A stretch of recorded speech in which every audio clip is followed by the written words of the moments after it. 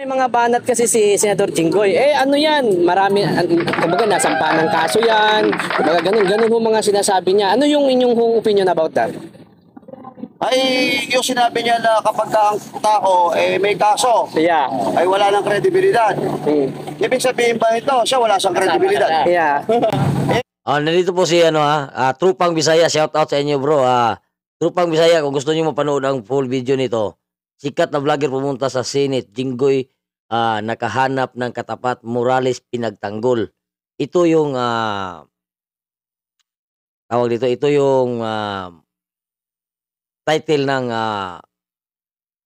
ni Trupang Bisaya. Kinuha natin tong nagre-react lang tayo dito kasi nga parang napupuno na rin ako sa mga dipunggal na ito eh.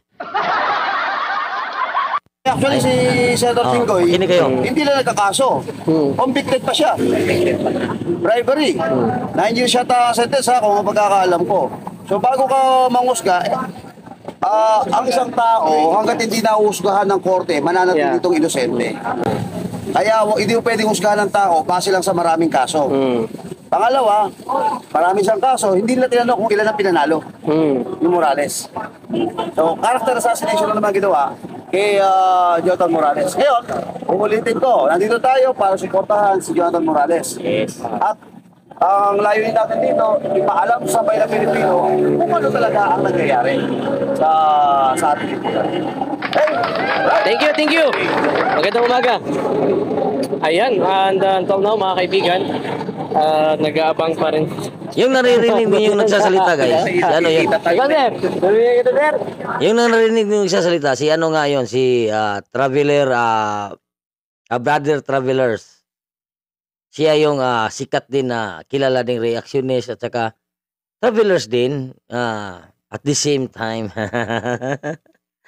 Ito kasi, alam nyo kasi, ito si Trupang Bisaya. Lagi, bro, pasensya ka na.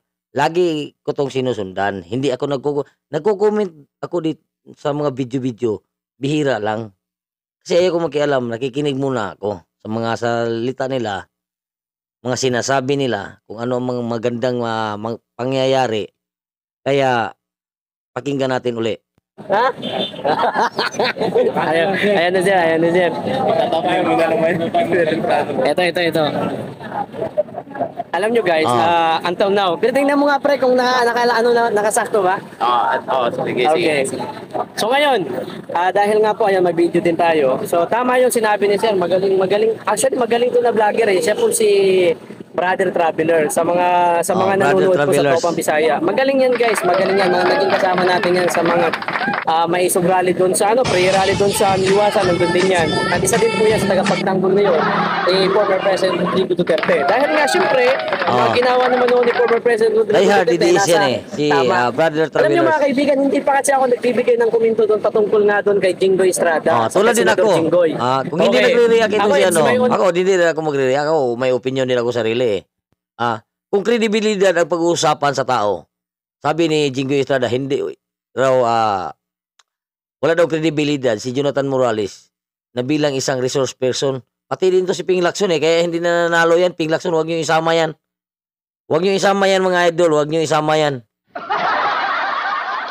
Kasi sabi niya eh, parang hindi raw wala raw kwintang resource person si Jonathan Morales. Pero ako ba na may Jonathan Morales? Iisipin pa ba ni Jonathan Morales na magiging presidente yung bangag nating presidente ngayon? Ginawa niya lang yung trabaho niya dati ayon sa kanyang posisyon, investigador. Tama siya, investigador. Minamaliit lalo ni Jinggoy, hindi na nagiging subject dito yung dokumentong naglilik at kung sino ang mga target, sinong tao ang nandoon. Hindi na nagiging subject eh. Alam niyo ba kung bakit? Pinipersonal niya na Jonathan Morales eh. Wala daw kredibilidad. Kung walang kredibilidad ang pinag-uusapan, tama naman yung sinasabi ni Brother Travelers. Kung may kaso si Jonathan Morales, patunayan mo na nila hanggat hindi pa na sintensyahan yung tao, yung kaso tuloy pang gumugulong at wala pang sintensya, mananatili pang inosente ang taong kinakasuhan. Si Jinggoy Estrada, convicted na yan eh. Convicted criminals na yan eh. Bribery. Di ba bribery? At saka yung ano dati, ano pa yung isang kaso niya? Kasama yata Labong Revilla nung araw, nagnakaw ng mga pork barrel eh. Di ba naalala niyo si Janet na pulis? Janet na pulis, kasama niya yun eh. Mga ano yan eh. Mga kutsabahan ng mga magnanakaw yun eh. Bong Revilla, kulong. Jingo Estrada, kulong. Kaya tama yung sinasabi ni Congressman Marcolita na kung walang kredibilidad ang pag-uusapan, bakit siya nandyan? Ha? Bakit ka nandyan, Jingo Estrada, sa loob ng Senado? Kung walang kredibilidad ang taong may kaso. Ano ba tawag sa'yo? Kung maliit na mamamayan, walang kredibilidad. Kung senador, mayroon. Ganon. Ganon ba ang ibig mong sabihin na Mr. Senador Jinggoy Estrada? Tama ang sinasabi. Bakit ka nandyan sa loob ng Senado kung walang kredibilidad ang taong may kaso? Sabi yan ni Congressman Marcolita. Si Congressman Marcolita, yan ang dapat nakaupo sa Senado at hindi ikaw, Jinggoy Estrada. Shout out sa'yo.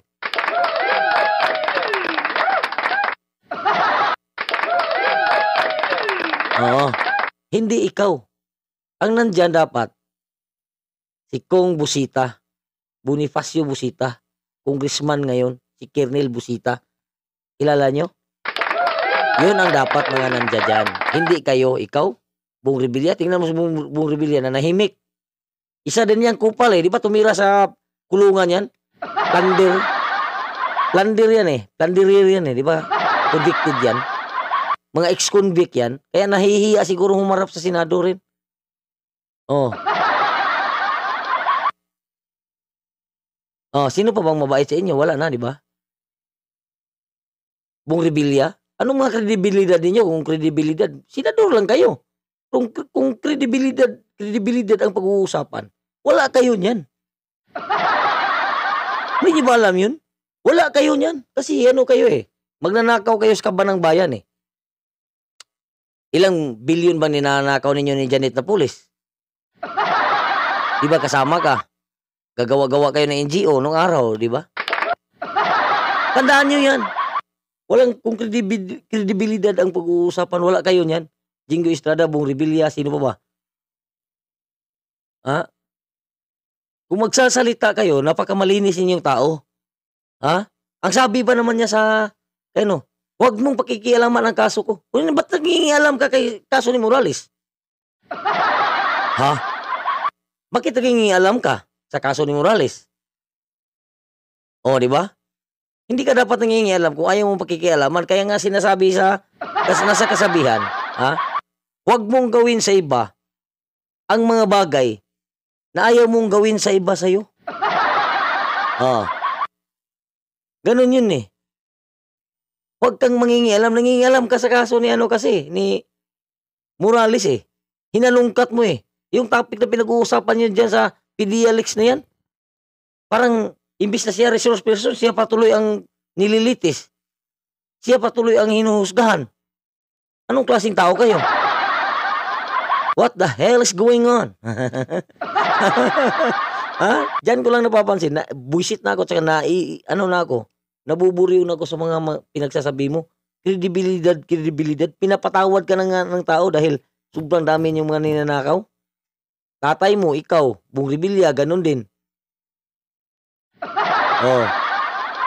Mag-partner in kayo pag sa nakawan. Bakit? Oh. Kredibilidad ang pinag-uusapan tapos kayo zero kayo. Kung sa English pa zero credibility. Kung magnanakaw kayo ng gago. Lul. No, di ba? Tama yung mga sinasabi ng tao. Dapat dito si Kong Marcolita lang talaga ang sakalam at saka si Kong Kernel Busita ang pinakamagandang ipasok natin sa Senado. Wala na sa inyo mga idol. Pasensya ka na bro ha. Bro, trupang Bisaya. Mga trupang Bisaya ako. Bisaya din ako eh. Nagtatagalog ako para may intindihan nila yung mga pinagsasabi ko. Ha?